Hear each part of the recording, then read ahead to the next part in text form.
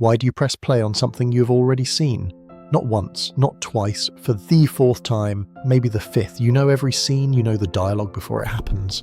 You could probably describe the next shot with your eyes closed, and yet the brain chooses this over something new, over something it has never experienced, over an entire library of unwatched content sitting one click away. That seems like it should not make sense. A brain built for learning, for novelty, for pattern recognition, voluntarily choosing repetition. But what if the repetition is not the bug? What if it is the function? In the last video, we looked at why the brain prefers home, how cortical arousal and the acetylcholine pathway explain the pull toward quiet. Today, the mechanism is different, but the logic is the same. The brain is not being lazy. It is solving a specific problem. And the problem is this: the world is unpredictable. Every new piece of content, a new show, a new film, a new story is a prediction task. The brain has to build a model from scratch. Who are these characters? What are the rules of this world? Where is the narrative going? What should the emotional investment be? This is expensive, not emotionally expensive, computationally expensive. The prefrontal cortex is running simulations. The amygdala is on alert for emotional surprises. The dopamine system is allocating attention resources based on constantly updated predictions. A new show is, neurologically, a workload. Now here is where it gets interesting. There is a framework in neuroscience called predictive coding. Carl Friston, one of the most cited neuroscientists alive, formalized this idea over decades of work at University College London. The core principle: the brain does not passively receive the world. It actively predicts the world moment by moment, and then compares those predictions against what actually happens. When the prediction is wrong, when something unexpected occurs, the brain generates what is called a prediction error. That error signal triggers a cascade.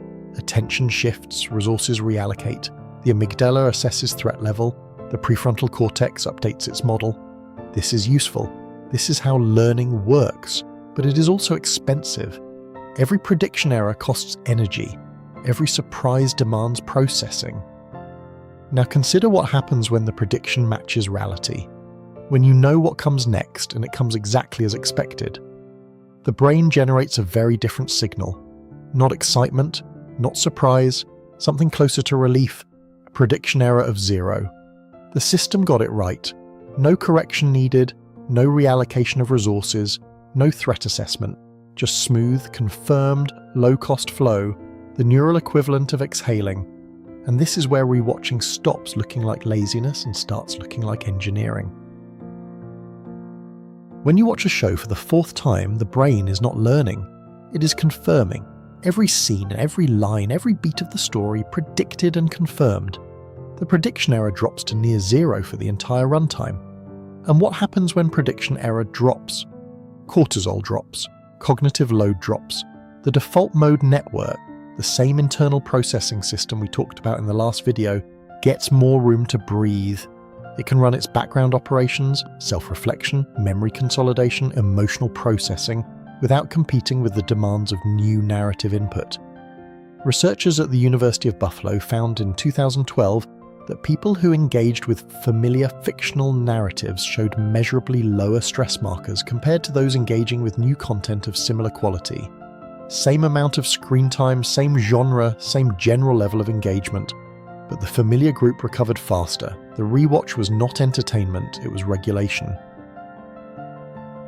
The brain was using narrative predictability as a cortisol management tool. But here is the part that makes this more than just brain trivia.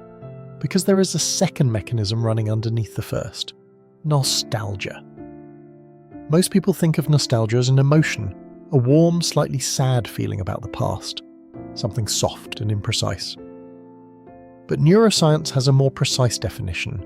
Nostalgia is a self-regulatory mechanism. It is not a side effect of memory, it is a function.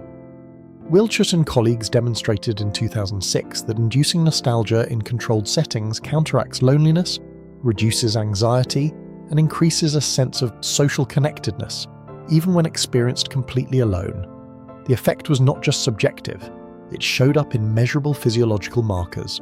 When you rewatch a show you loved at 22, you are not just re-experiencing the story. You are reactivating the neural pathways associated with who you were when you first watched it. the friendships of that era, the apartment with the bad lighting, the Friday evenings that felt infinite, the particular quality of possibility that comes with being that age. The brain is not replaying a show, it is replaying a version of yourself, and that replay is not indulgent. It is stabilizing. It anchors the present self to a continuous identity narrative, a felt sense that you are still the same person across time, even when everything external has changed. For a brain under stress, that continuity is not a luxury, it is load-bearing infrastructure. So the obvious conclusion writes itself. Rewatching is healthy, it is regulation.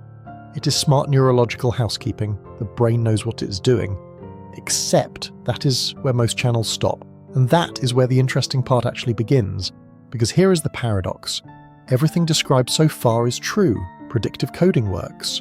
Cortisol reduction is measurable. Nostalgia stabilizes identity. But none of that tells you whether this specific rewatch on this specific evening is regulation, or whether it is something else.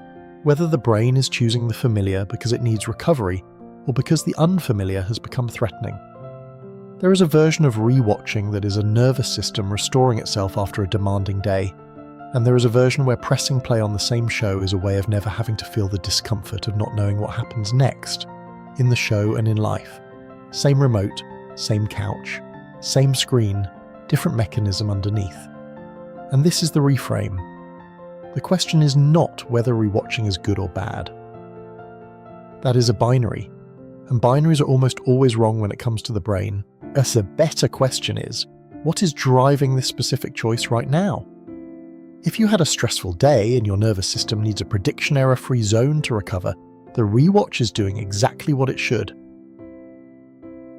Acetylcholine pathway, default mode network, cortisol reduction. The full circuit, working as designed. But if the last time you started something new was weeks ago, and the thought of not knowing what happens next produces a faint but real anxiety, that is different information. Not a verdict, just data. A signal that the line between comfort and avoidance has started to blur, and it might be worth noticing where it sits. So here is the new frame. Rewatching is not regression. It is not laziness. It is not a failure of curiosity. It is a neurological strategy, predictive coding plus cortisol regulation plus nostalgic self-continuity.